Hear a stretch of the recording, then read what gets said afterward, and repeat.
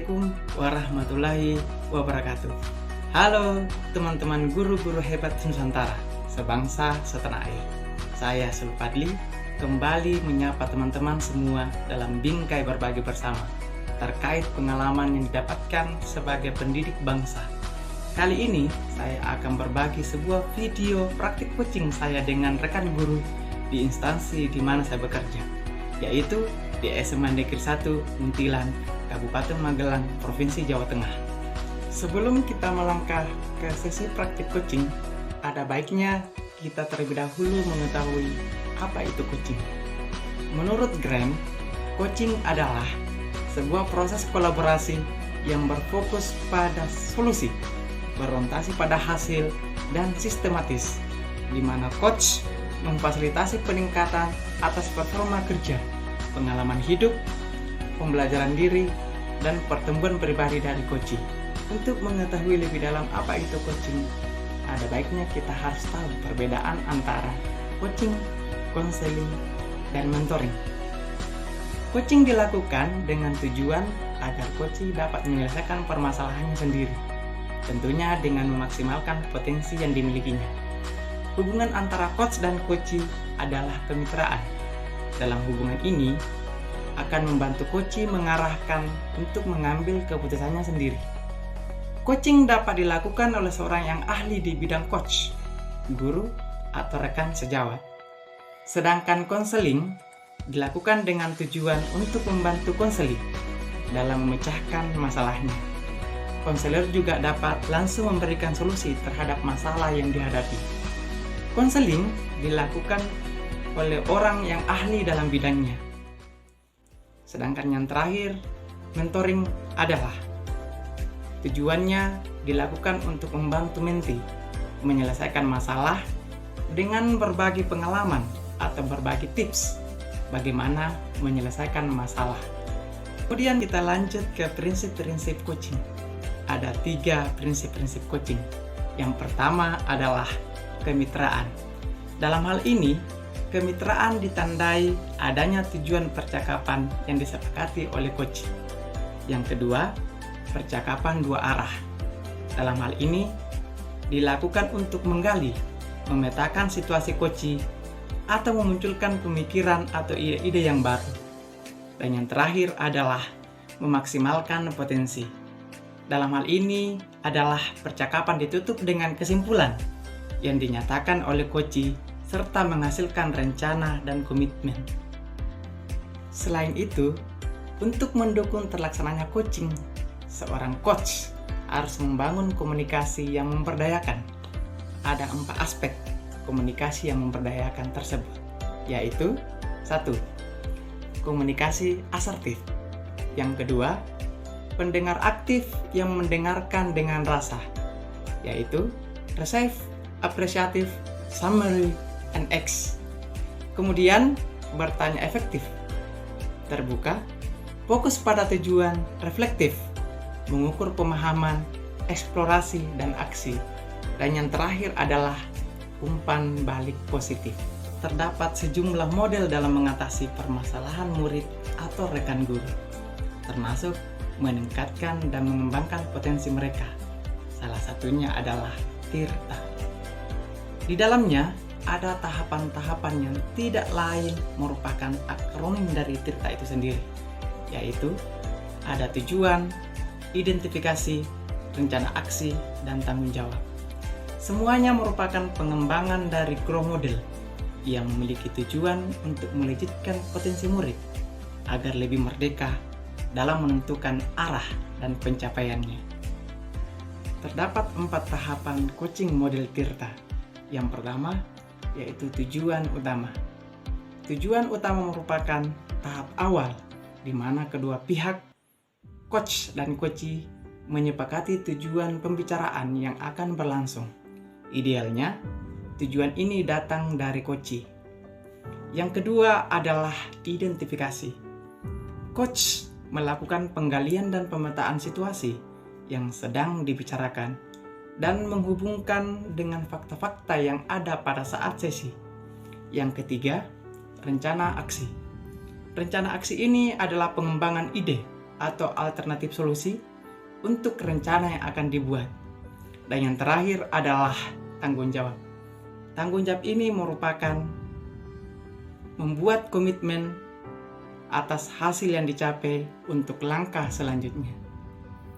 Setelah kita memahami lebih dalam tentang konsep coaching, begitu juga pemahaman mengenai coaching model Tirta, maka selanjutnya mari kita menyaksikan tayangan praktik coaching model Tirta yang saya laksanakan dengan rekan sejawat saya di sekolah, yaitu Bapak Tegar Setiadi. Beliau sehari-harinya mengajar PJOK di SMA Negeri 1 Muntilan. Pada praktik coaching model Tirta ini, saya sendiri selaku coach dan Pak Tegar Setiadi sebagai coaching.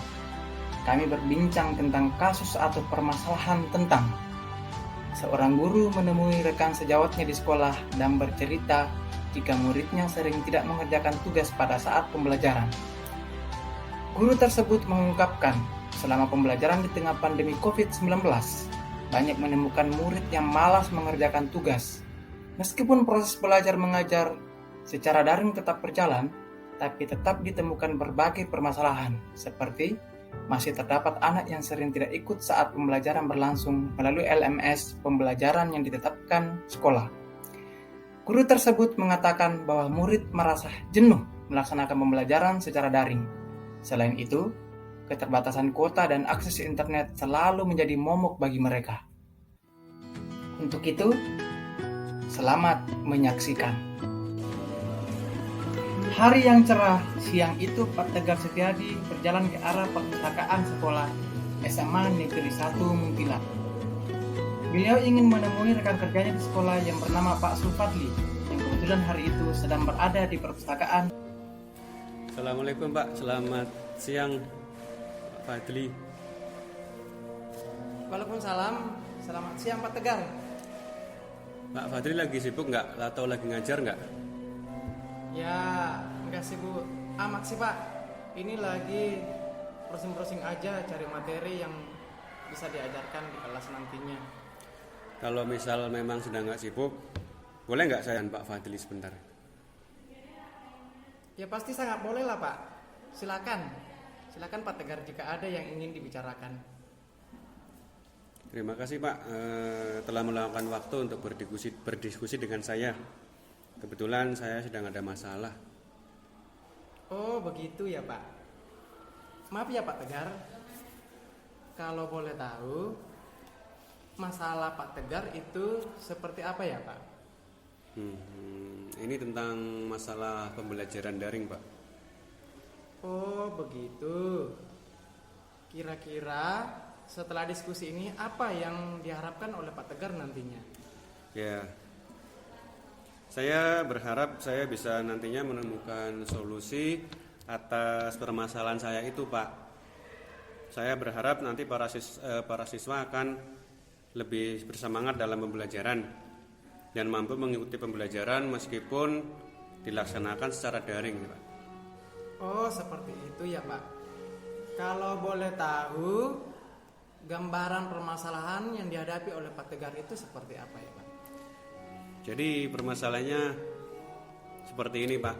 Akhir-akhir ini di kelas saya, kebetulan kan saya mengajar PJOK di kelas 10 dan kelas 11. Dan di beberapa pembelajaran daring ini kok saya rasa semakin banyak murid yang tidak mengerjakan tugas dan juga tidak mengirimkan tugas Pak. Oh gitu ya Pak. Jadi artinya tidak mengikuti pembelajarannya Pak Tegar seperti itu ya? Iya Pak, betul seperti itu Pak. Iya sih Pak, kalau saya lihat hal itu juga terjadi pada guru-guru yang lain. Kira-kira Pak Tegar tahu pokok permasalahannya seperti apa ya? Begini Pak Fadli, banyak keluhan dari anak-anak. Mereka malas karena mereka itu inginnya belajar di kelas. Mereka rindu untuk praktek di lapangan gitu Pak. Mungkin sudah rindu untuk bertemu dengan teman-temannya di sekolah juga. Selain itu juga ada beberapa anak yang tidak punya handphone. Dan kalaupun punya, ada juga yang tidak punya internet atau kuota Pak. Dan juga terkendala dari segi biaya, seperti itu Pak. Oh seperti itu ya Pak. Selain itu, apa ada lagi kendala berdasarkan informasi yang Pak Tegar dapatkan? Mungkin sinyal internet ya Pak ya, karena beberapa siswa itu rumahnya juga jauh dari jangkauan internet Pak.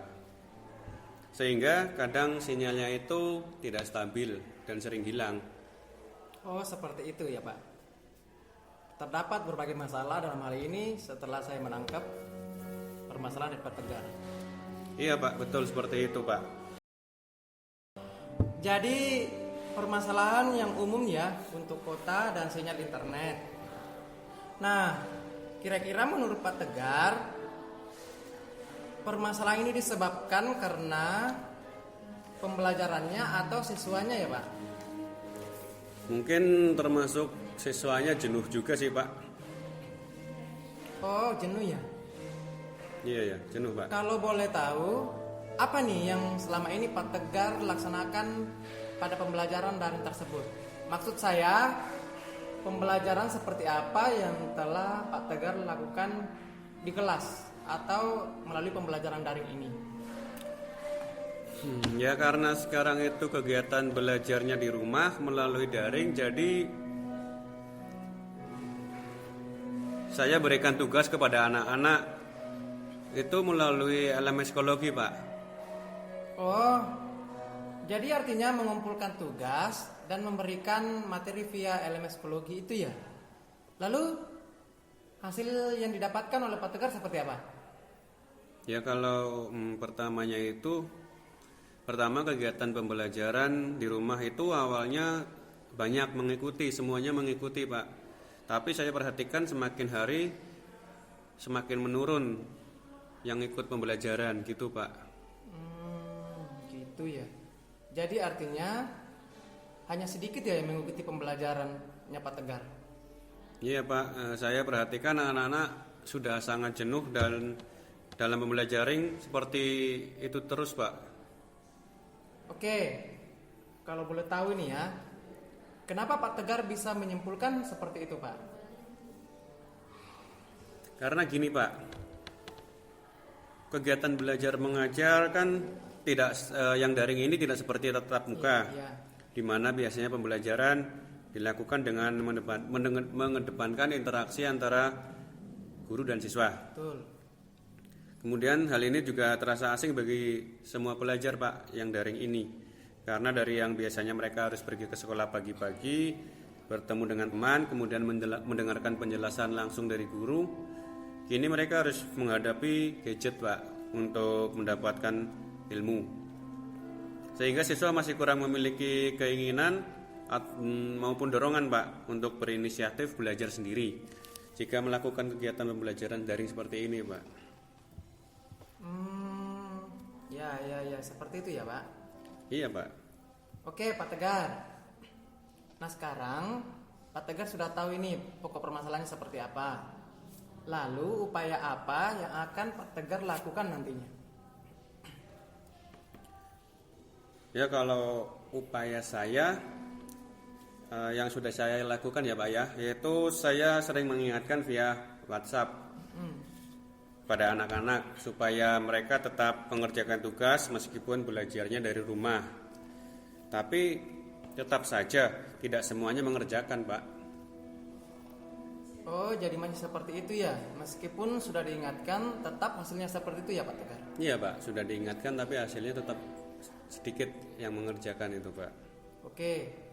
Lalu kira-kira rencana apa yang akan dilakukan Pak Tegar selanjutnya? Mungkin saya akan memberikan motivasi agar anak-anak itu dapat lebih semangat dalam belajar Pak. Mungkin saya perlu mencoba inovasi dalam pembelajaran, terus membuat hal-hal baru yang nantinya akan menjadi semangat kembali anak-anak itu dalam pembelajaran meskipun dilakukan secara daring Pak. Wah luar biasa Pak Tegar. Kira-kira inovasi-inovasi seperti apa yang Pak Tegar lakukan nantinya? Mungkin dalam memberikan materi saya perlu melihat bakat dan minat anak Pak.